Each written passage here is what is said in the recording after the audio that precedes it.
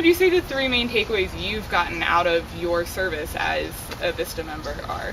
Well, the first lesson that really comes to mind is working as a young professional in the workplace nowadays, because difficult. Yeah, a little difficult, you know.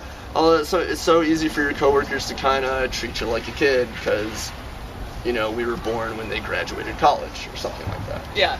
So there just seems to be this trend that to be taken seriously in the workplace, being our age, you have to be almost more professional and on top of your game than I felt like some of my coworkers were, because being to the highest standard of professionalism kind of negates the fact that you're young. So if you're articulate, speak with confidence, and you're doing evidence-based decision making, they can't treat you like a kid.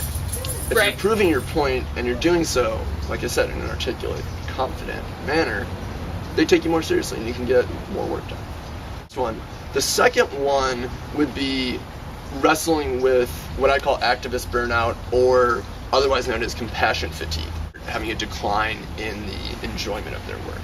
You start to feel like you're not being effective, your work is almost pointless, or something like that. And so the way that I really worked through my compassion fatigue was by keeping my long-term goals in mind and then daily reminders of those long-term goals. So one way that looked like is having a copy of the newspaper article that I had in the local newspaper, and I posted it right on top of my desk because it was a reminder of, yes, my work is being effective, the community does care about this.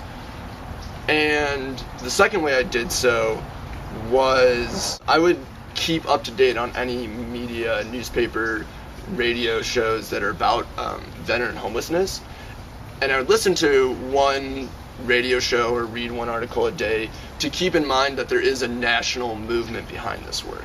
And with most, if not all, AmeriCorps VISTA positions, the issue you're working on is being addressed on a national level. So it was really helpful for me to know that there are people all over the country doing similar work, so that I could get through those daily. Right.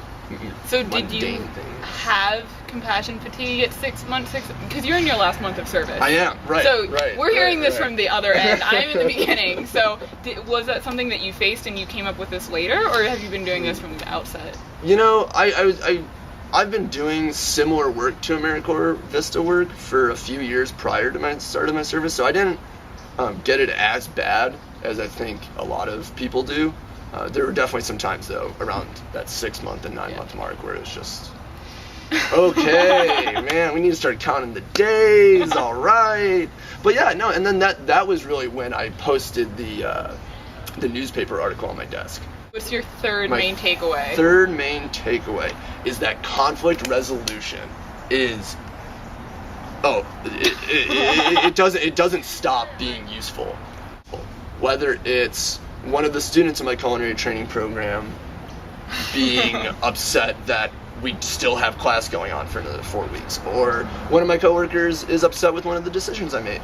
Just using nonviolent communication, a lot of I statements, and then focusing on how to move past this decision making and what can I do better in the future, not just dwelling down on it, which is so easy to do when you come into conflict. Excellent. Anything else you'd like to add? Oh man. Yeah, make sure you pronounce it Prescott. It's not Prescott. It's spelled Prescott,